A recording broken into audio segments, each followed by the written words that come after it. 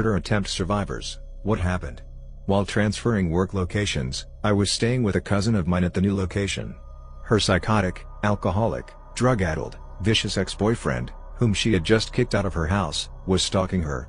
He saw me move in, assumed I was the new boyfriend, and lay in wait for me outside her house one night, where he jumped me from behind and slit my throat. Despite losing massive amounts of blood, I didn't die. I didn't even feel that bad, so while he was trying to break into her house, presumably to kill her too, I grabbed a baseball bat from the trunk of my car and beat him until I passed out. When I woke up I wasn't thinking all that clearly, so I went inside, cleaned myself up and drove to the hospital.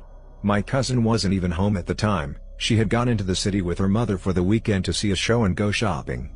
My attacker and I ended up in the same ICU. I had rendered him a quadriplegic. There was a great deal of civil and criminal legal bullshit to deal with, but in the end I was cleared of any wrongdoing, and he was put on probation for 10 years.